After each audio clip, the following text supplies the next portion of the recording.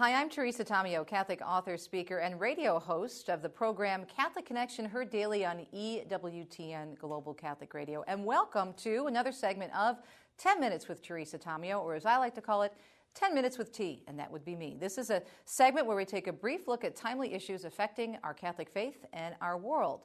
And I'm so glad to have Katrina Zeno back on the show with us again today. She is an expert in many different teachings of the Catholic Church, theology of the body, the dignity of women. She's a well-known author and a Catholic speaker in her own right. She also has a very important title with the Diocese of Phoenix, the John Paul II Resource Center. She's a coordinator of this center for the theology of the body and culture. And today we're going to talk about a topic that is near and dear to both of our hearts. But, you know, if you're guys out there, I want you to stay tuned as well, because this is an important topic, wouldn't you say, for men and women. It's actually very important. Very important for men. Especially fathers. Yes, if you have daughters, if you have younger sisters.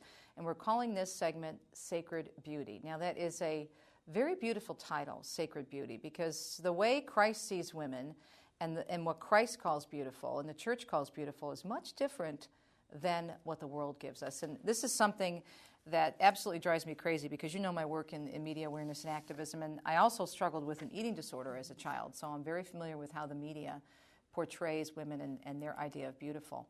If we look at the number of eating disorders that young women especially still have, if we look at the fact that, I think it was in 2008, that report that came out that said one of the most popular high school graduation gifts for girls was breast enhancements, which is so scary to me. But what does sacred beauty mean to you, according to your knowledge and study of the Catholic faith? Sacred beauty is, especially as we apply it to women, is the idea that our beauty leads others to God. I mean, that's what the purpose of beauty. The purpose, when you see a beautiful sunset, or for instance, when you see a delicate butterfly, the tendency is not just to stop at the butterfly or the sunset, but beauty is meant to lead you beyond itself. And so the purpose of sacred beauty is to lead you beyond what you're beholding to God.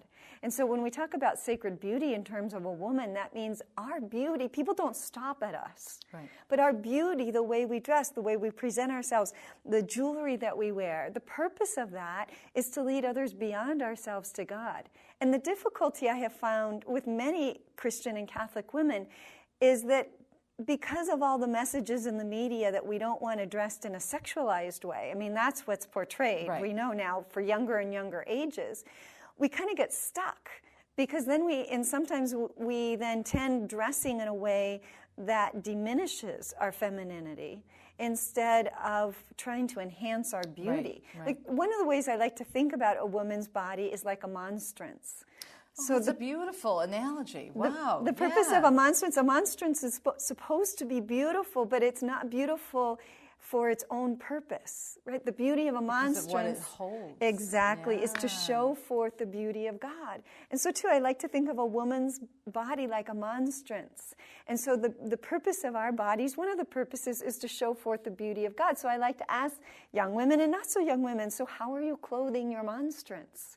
And so we should really stop and think about that. Well, think about how beautiful some of the monstrances are that we see in the different churches. They're not plain, because who are they holding? They're holding the body, blood, soul, and divinity of Jesus. So they're beautiful. They're beautiful on the outside. And they're also more ornate sometimes. Exactly. That's what I was going to say. They're different shapes and Right. sizes, which I think is helpful for us to hear as women. Yeah. Some of them, are more ornate. Some of them are more simple. But the purpose of all of them is to show forth the beauty of Christ, which is what our body is supposed to do. We've lost that, I think. And as you said, sometimes there's two extremes where we go over the top, and then there's too much. And then on the other hand, we don't think that we can enhance our beauty. But our mutual friend, Janet Bankovic with EWTN and the Women of Grace, says that wearing makeup is an act of charity.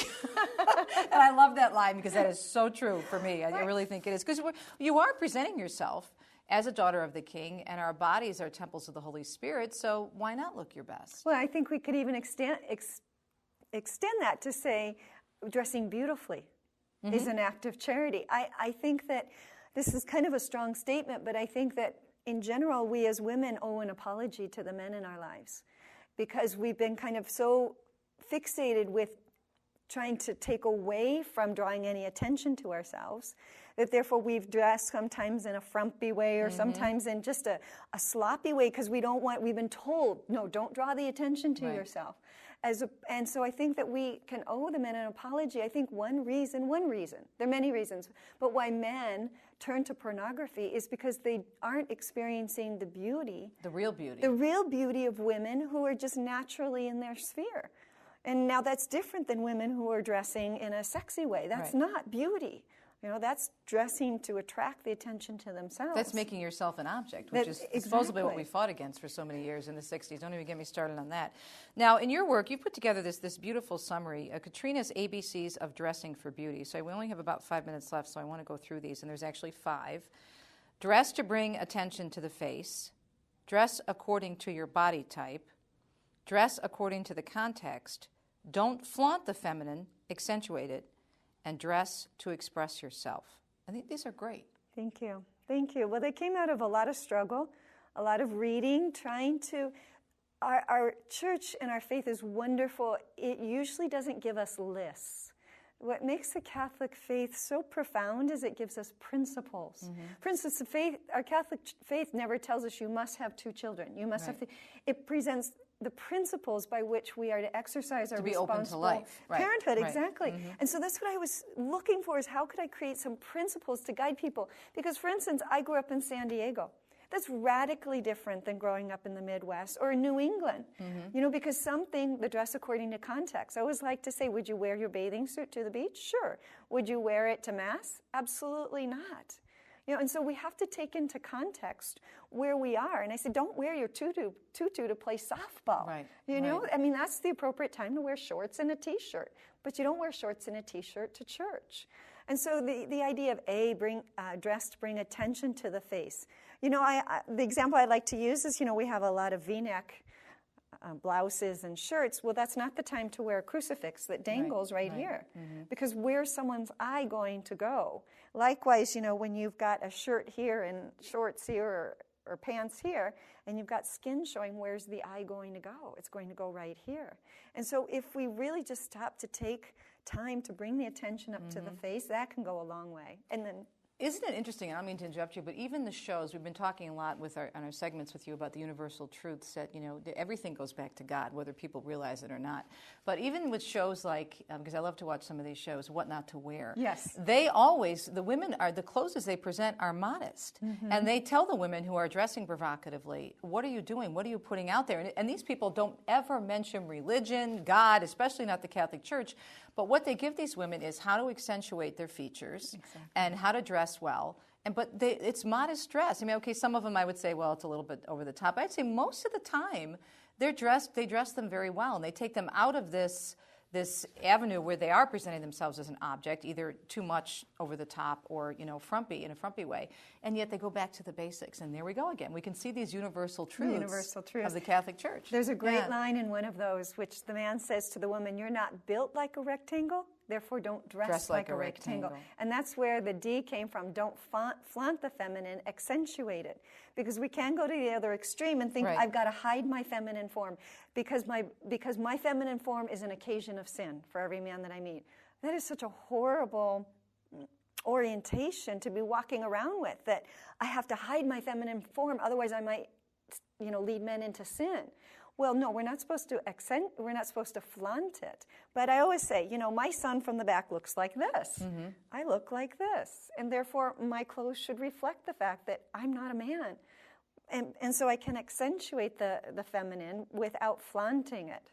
Another one that's in there that I really appreciate is the dress according to body type. Mm-hmm. Mm-hmm. I saw this graphically with my mother when she and my dad were going on a cruise, and she was in her late 70s, and we tried on dress after dress, and she tried on, one-piece dresses, and then she put on this 2-piece.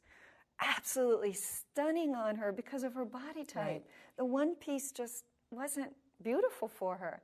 And so I think, once again, we have to take into account our body type, especially given the necklines for many people. You have to really think. We only have about 30 seconds left, but really the whole idea with the Catholic Church is moderation and balance. That's what the Church teaches us. You don't, just like with the media, you don't have to throw out the baby with the bathwater, but learn how to use it, learn how to appreciate and understand who we are. And I think also work from principles. Absolutely. And these are great tips, and we'll make sure that people have access to those.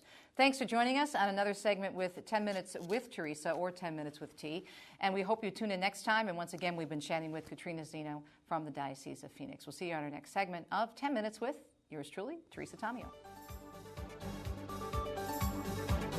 To find out more about the show, go to faithandlifetv.com.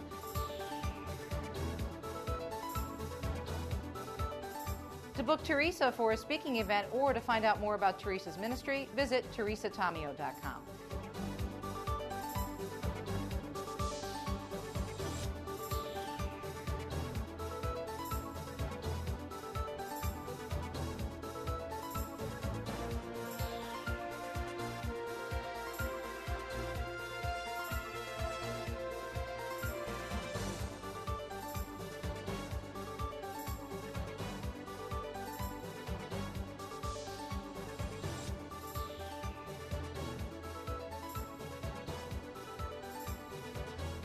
We'll see you next time right here on 10 Minutes with T. God bless.